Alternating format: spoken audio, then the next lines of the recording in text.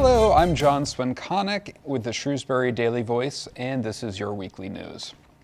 Selectmen have signed off on the town meeting warrant. The warrant includes 13 articles.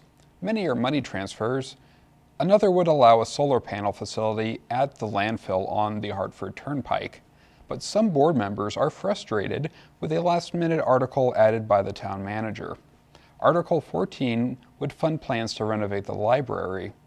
But some board members said they were concerned that the article was rushed, and two selectmen said they were pushed into approving the article without knowing what restrictions the state may place on the library project.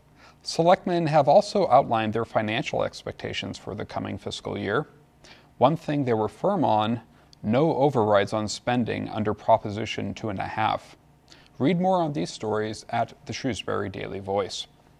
A South Grafton family is suing Trader Joe's and a food manufacturer after they say their 4-year-old son contracted salmonella from peanut butter.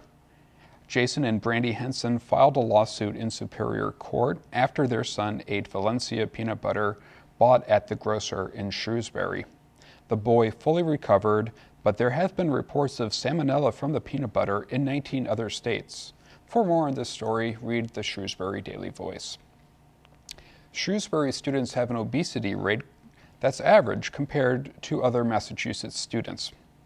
That's according to a 2-year study released by the state. 17.1 students were listed as overweight, while 11% were categorized as obese. Almost 2.5% were considered underweight. Read the full story on the Shrewsbury Daily Voice. The middle school PTO is bracing itself for a tight year. They want to raise $60,000 for student and teacher programs, but to do that, they're changing their approach to fundraising. The PTO is starting a direct donation program using tools such as PayPal. And they've abandoned traditional fundraisers, such as the fall pie sale. The magazine sale, however, will start in November and has been traditionally their biggest fundraiser. More details on the Shrewsbury Daily Voice. The Chinese Mooncake Festival was celebrated at the library over the weekend. Traditional dancers, performers, and karate students entertained a crowd of about 100, giving them a narrow glimpse into Chinese culture. The festival is a tradition that goes back hundreds of years in China. See more at the Shrewsbury Daily Voice. Remember that mild winter we had last year, the one with hardly any snow? Well, enjoy those memories, because Shrewsbury weather analyst Jim Arnold said we'll probably see winter as usual this year. Arnold said it's likely we'll see a lot more snow and colder temperatures compared to last year. However, last year's late October snowstorm is unlikely to put on a repeat performance. For more information, check out the Shrewsbury Daily Voice. In sports, it's homecoming, and Shrewsbury will host Westboro on Saturday at 3 p.m.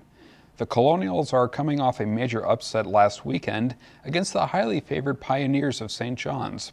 Shrewsbury led St. John's heading into the fourth, where the Pioneers came from behind and with 3 minutes left, retook the lead. But Shrewsbury's Jay Reynolds returned St. John's kickoff and scored the winning touchdown. The final score was Shrewsbury 51, St. John's 46. For more on this game and other varsity sports coverage, read the Shrewsbury Daily Voice.